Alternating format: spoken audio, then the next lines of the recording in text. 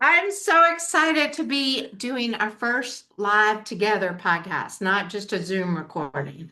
And I cannot think of a more dear educator than Muriel Summers to join in our podcast today.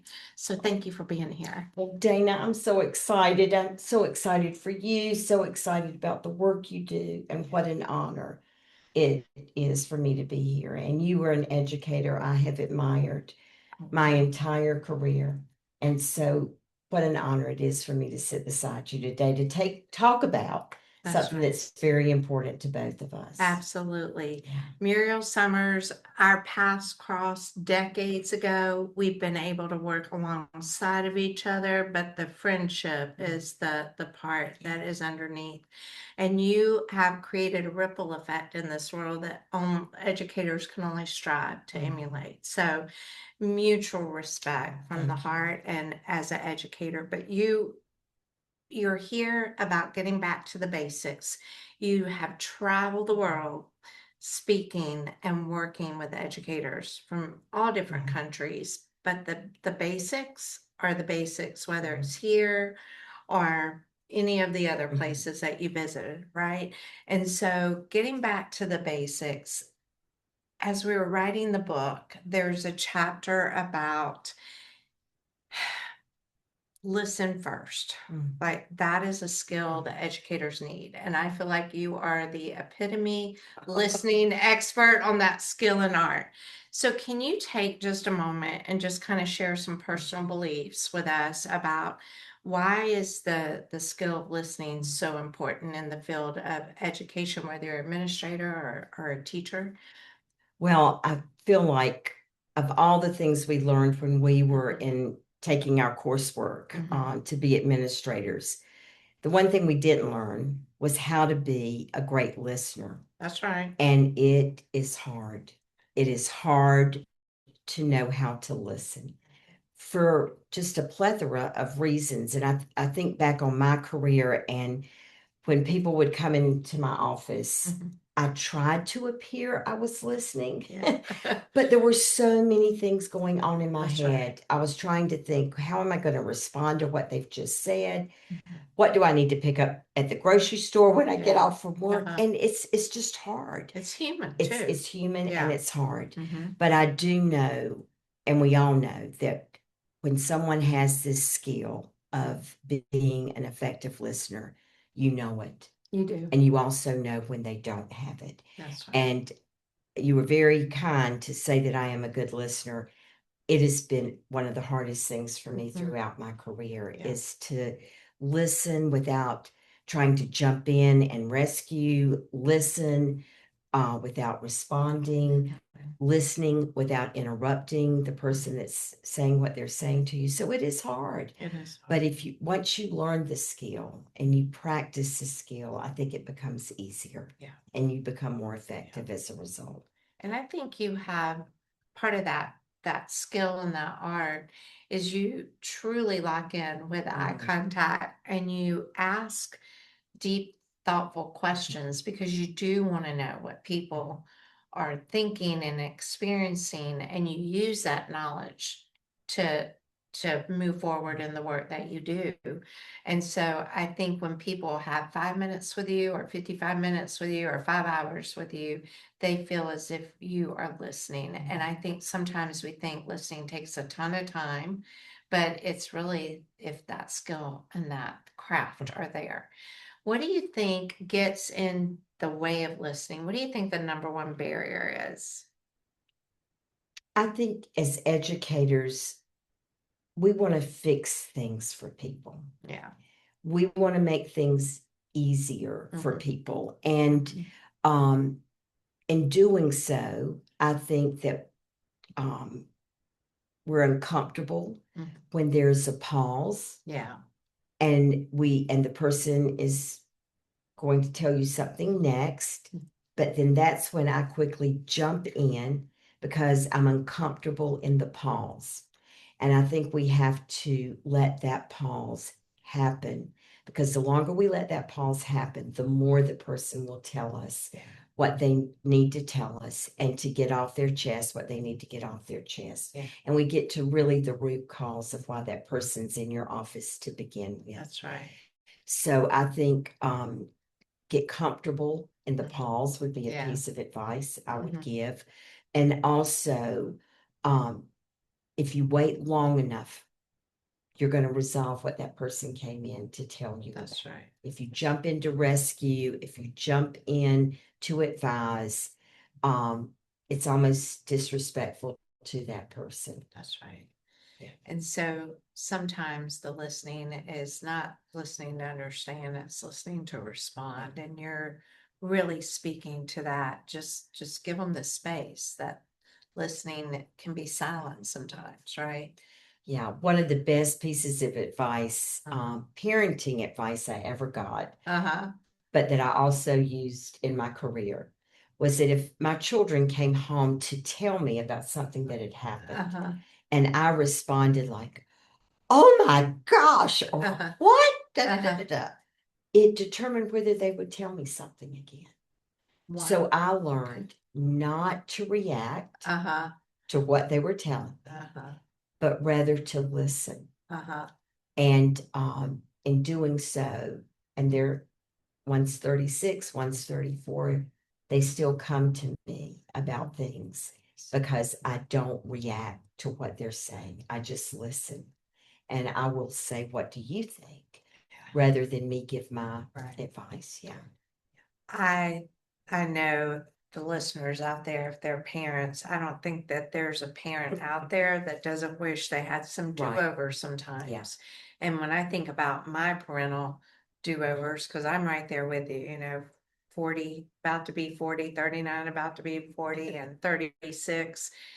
I, I think when you said that, all kind of light bulbs went off because I think my reaction was what held them back sometimes. But of all my do-overs, it probably came down to if I could have just been a better listener. So maybe there's some younger folks out there that have some kiddos still at home, and they're like, okay, little nugget of parent. They're getting admin and teacher advice and parenting advice. I love it. What you spoke a little bit to this. This is some advice I would have. But what about that first year principal? Because I mean, when we both think back to that, that's like a blur of 180 days you want to get rid of, right? Because it was such a learning curve. You think you're prepared, moving from AP to principal position, but there's so much to the job. But in regards to listening, and you're a first year principal and you're trying to prove yourself, you're trying to learn the job, what would you say with that? Yeah, there was a great book. It's out. It's called The First 90 Days. Uh-huh. And during the first 90 days of any new role that you're in, you want to go to the people first and you want to listen to them. And again, that word listening comes into play because it's so powerful to listen to the people that you will be serving. And to ask them these questions about themselves, ask them about how you would run your school differently. How can you be the best principal to them? One of my favorite questions from that book it goes something like this. If you could create your ideal, and whether it's you're a manager, whether you're a principal, what would you want that person to be? Describe what that person would be like for you. And getting that kind of feedback helps you not only have a pulse on what's going on in the school, but a real inside view of that person. Because what you might find is something that that principal could do that would make you feel validated and respected and heard could be very different for someone else. So listening to every single person that works on your staff, scheduling an appointment to meet with them, ask important questions that will help you glean more about that person and about the needs of your school is probably the best 90 days you could ever. An investment in those first 90 days will reap you great results for the rest of your time in that That's school. right. So I would, that would be my advice, is to go to your people, ask them questions that will help you get a pulse on how the school is going, but a better understanding of the people that you will be serving. Get to know the names, not just of the people that or you will be working with, but the names of their children, Yeah. their pets, Yeah. their That's right. grandchildren, things that they enjoy, so that you are starting to really build a deep and meaningful relationship with those you serve. All right, all our first year administrators out there, you heard it. And that is great advice. And I think, again, I would love to have my rookie year as administrator. I'd all like to those have that years, year back. because that Yeah. learning curve was tremendous. So let's not forget the teachers in the listening world, and also those that may be reading the book. Um, they're in the trenches, and they really are doing the hard work of not just teaching the content, but teaching the kids, the whole child. And so, is there any words of wisdom around listening for teachers that could possibly get bogged down in the task of teaching? Just hearing you talk about teachers in this way makes me a little emotional, because they are the foot soldiers. Yeah, they're the hardest workers. And they're the ones that leave the lasting impression on those that they serve. Sure. So if I were to say anything to teachers, is never underestimate the impact that you have on other people. That's right. And those children that you serve. So listen to their stories, know their backgrounds, know the baggage, if you will, that they bring to school every day. Because when we know their stories, we look at things very, very differently. But you, other than their parent, have the greatest influence on changing the direction of their life for better. And you're the one that years later, when the question is asked, who was your favorite teacher? Who was the teacher that had the greatest impact on your life? You want to be the name that comes out of that child's mouth. What a great goal to have, right? Yeah. Oh, yeah. For a teacher goal, I want every child to know that they mattered and that I made an impact. And in all the things, the whirlwind of things that teachers are required to do, I think we often lose sight that the most important thing we do is to make children feel seen, known, loved, and that they belong. And if we can do that, we will be every child's favorite teacher. Absolutely. No doubt. Absolutely. I'm preparing for a keynote speaking engagement that's coming up, and the facilitators of the conference asked that it be about like helping everyone get back to their why they got into education. And so I decided I was going to use the strategy of storytelling because it's so powerful. It requires listening. You can connect. It can be the act of listening and the act of processing.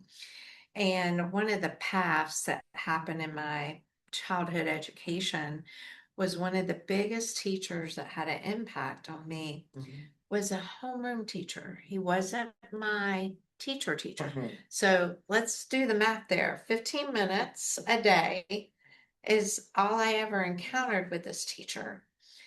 But he wasn't just taking attendance and going over announcements. I mean, it's in a high school setting, right? They just want to keep everybody under control and safe.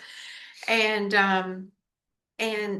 he recognized that we had this bond because we're up in Rhode Island, but we're both from Georgia. And so he made a connection with me. But Muriel, he did something, and it was just from listening to what I was having trouble with in my classes. And he called my mom and he said, Dana has many gifts that will never show up in grades. but I think I can help her. And he volunteered to tutor me before and after school because he recognized that with all our moving around, we had some gaps. And it wasn't till, 20, 30 years later that I recognized the way he knew what those skills and gaps were was from that 15 minutes of building a relationship, but listening to what I was struggling with. And when you were saying, hey, we know you've got this whirlwind, but really listen so that that could be your goal to be their number one teacher. He's right there. Yeah. He's right there at the top. So you spoke to the heart of what education is all about, right? What it's all about. In the book, there's a quote and it says, listening first doesn't slow down leadership. It strengthens leadership. You have a favorite quote? Well, I'm probably going to murder it a little bit, but I think the sincerest form of respect is certainly listening to what someone is saying. And again, it's a hard skill, but it's one that if you practice it, and you really zone in on that student or that teacher or that parent, um, you're going to get the results you hope that you can get. Yeah. Yeah. Well, I know our time is short and sweet, but I think that all the listeners and the viewers will agree. The heart of the educator shines through in her smarts, in her smile, and in the words she shares. So thank you so much for being part of getting back to the basics and sharing your knowledge and experience with all of our educator friends. Well, I can't wait to read the book. And I'm so Yes. excited. And I just want to thank you for this wonderful opportunity. You got it, And for friend. being a role model for me. Thank you. Love you, love you. We all need that educator champion for ourselves and for the work that we do. Thanks again for joining.